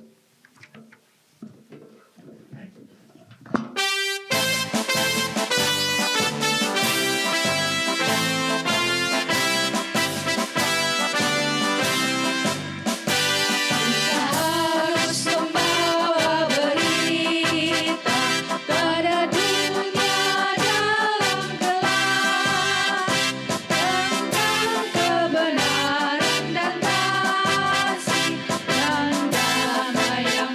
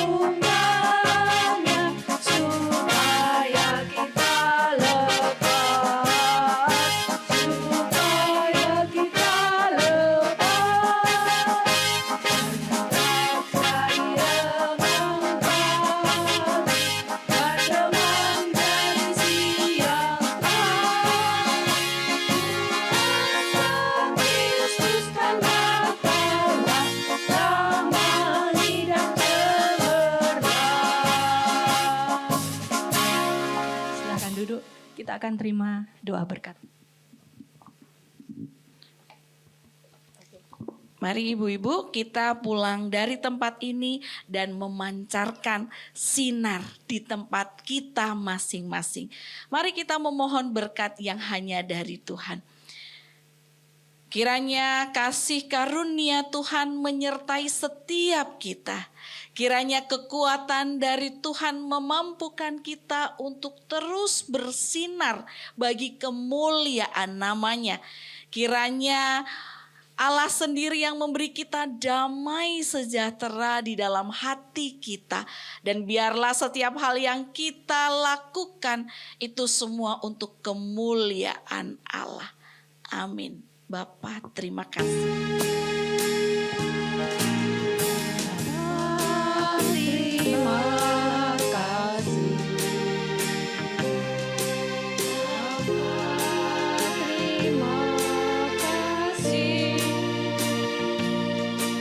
Bapa di dalam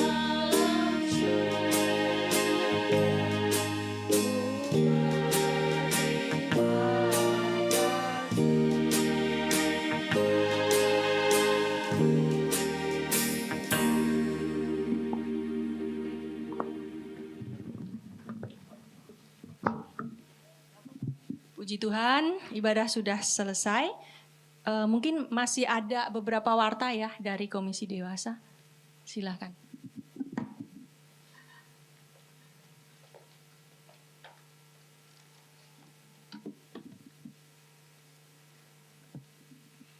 Shalom, selamat siang buat Ibu Bapak yang telah menghadiri persekutuan dewasa pada pagi hari ini.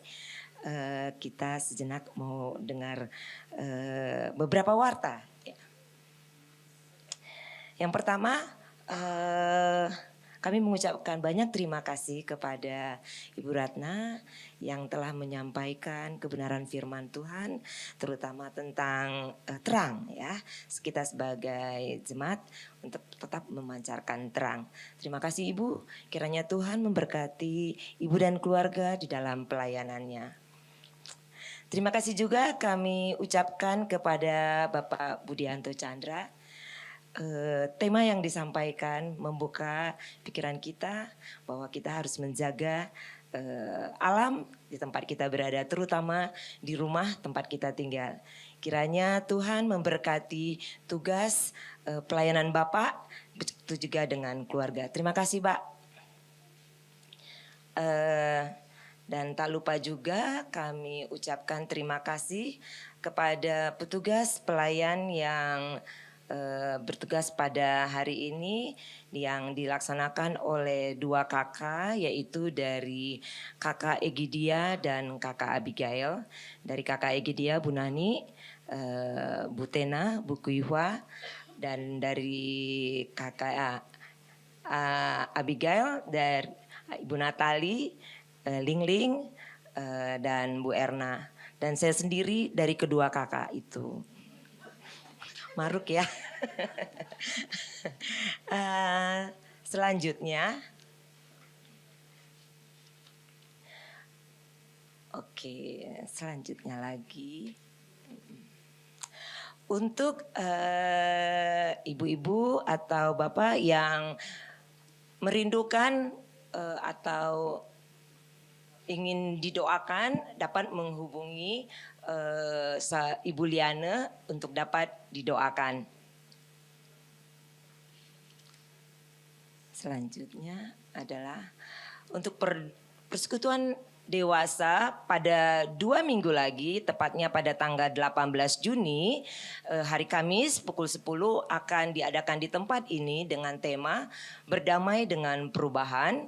Yang disampaikan, renungan akan disampaikan Bapak Pendeta Pramudia Hidayat, dan tema seminar juga kita akan seminar lagi ya, Dr. Handi Intan SPOG ya, ditunggu ya kehadirannya. Ini temanya cukup menarik, yaitu tentang ibu-ibu nih kebanyakan perimenopause, menopause dan postmenopause, sangat bermanfaat sekali ya. 2 minggu lagi kami tunggu kehadiran ibu-ibu untuk dapat bersekutu. Selanjutnya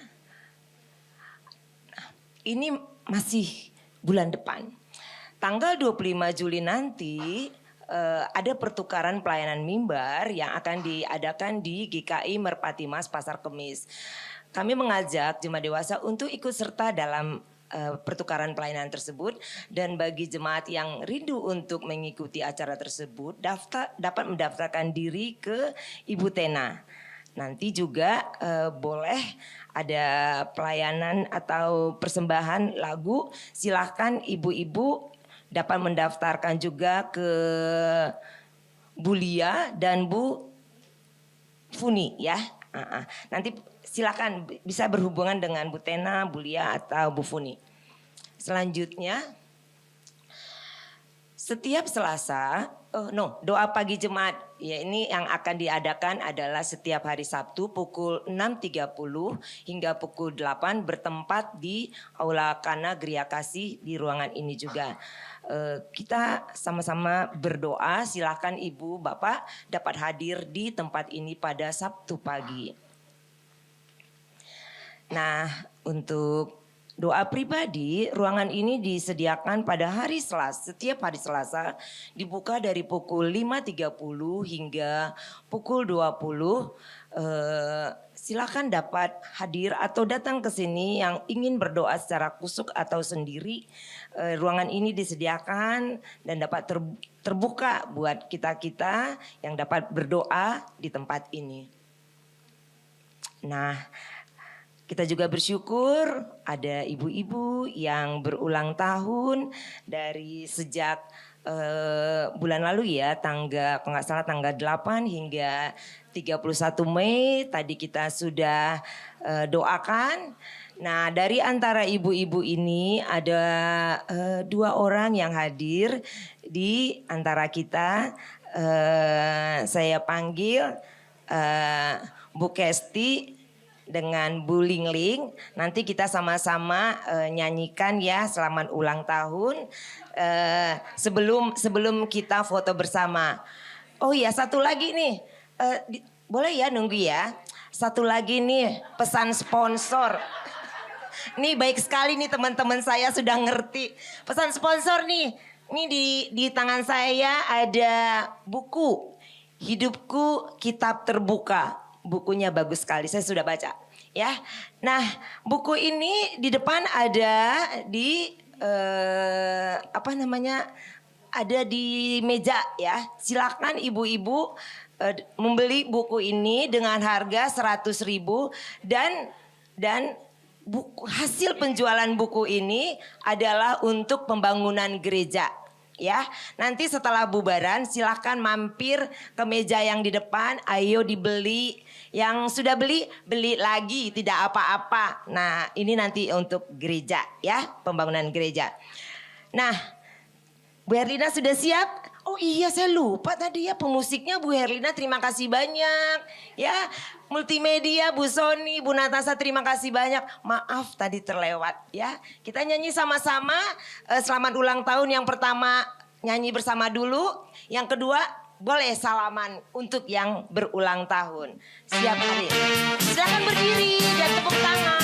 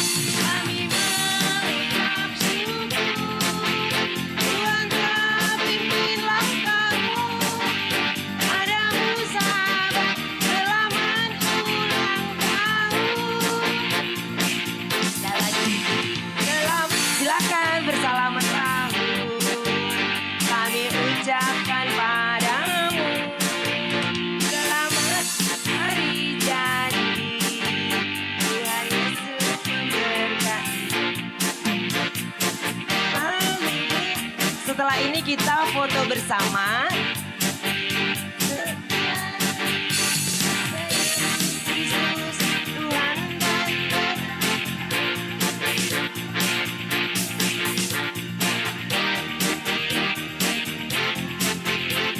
kami dari Kakak Egidia dan Abigail ada memberikan sedikit makanan ringan, snack. Nanti setelah kita foto bersama, di sebelah kiri boleh diambil. Selamat menikmati, kita foto bersama.